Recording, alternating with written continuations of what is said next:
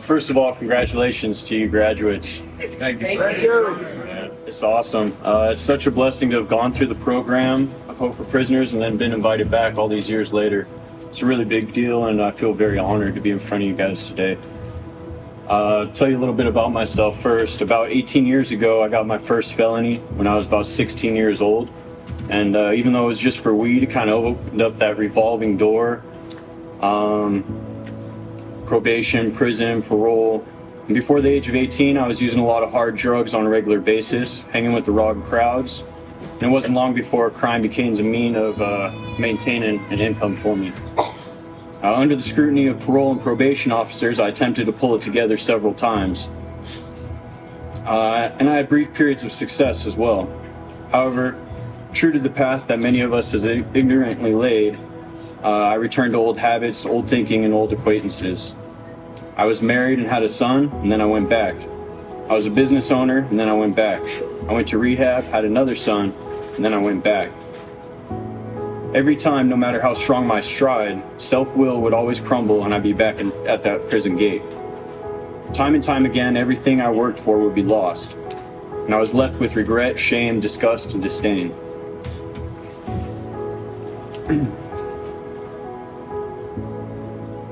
Excuse me. I remember sitting in prison after I got sentenced to 6 to 15 years and feeling horrible about it.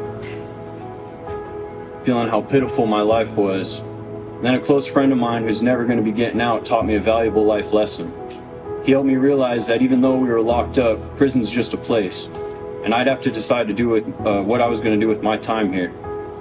We'll always have our minds and our souls to strengthen, and I made a decision to change. No matter what, and I began taking classes, reading more, instead of watching TV.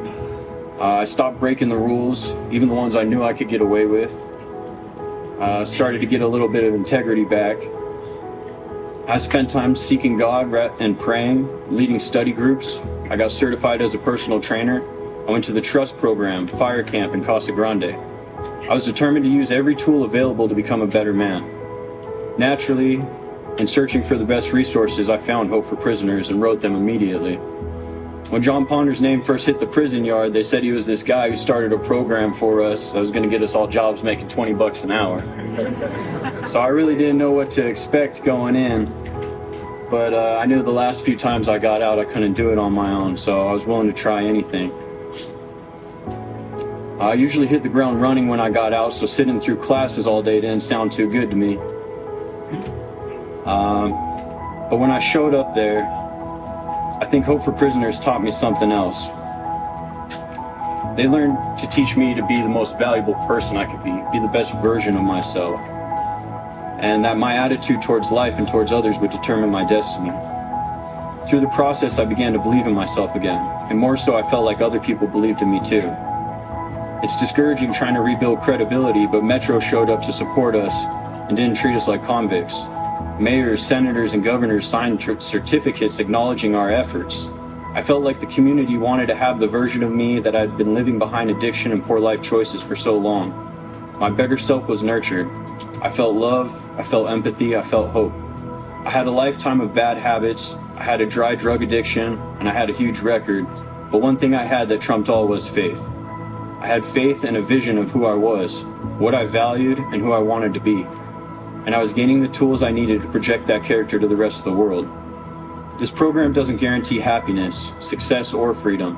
What this program guarantees is that if you want it bad enough and are willing to push through it, and push through the hard times and not go back to our old ways of lives no matter what, then there's a place for you in this beautiful world. Today I'm living out my vivid vision. I'm a lead personal trainer at a big brand gym.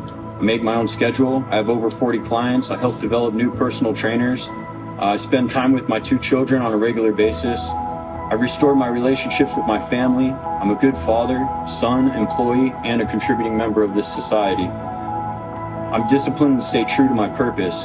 I cherish every little victory, even if it's a bad day. My tire's flat, my car won't start. If I'm feeling every temptation known to man, when family members pass away or you have to put a pet down, when it's raining and cold, or so hot it's hard to sleep, when I'm sad, when I'm alone, when I'm anxious and can't focus, I just remind myself of how blessed I am simply to be alive and free. Let this graduation today be the first of many great new healthy memories to come. Celebrate it. Be proud of yourselves. Get out there and experience our beautiful city with a fresh start. See the good in others and be the best version of yourself that you could be. Believe that there's a power greater than yourself working in your favor.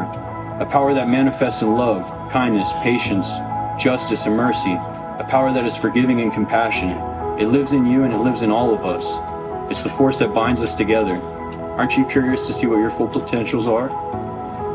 Build on what Hope for Prisoners has given us. Be that thing you think the world needs. Miracles are real, dreams come true, and expectations are exceeded, and a life worth living is attainable. I was sitting in your seats just a few years ago, and today I love the life that I live. So never give up and never go back, guys. Thank you.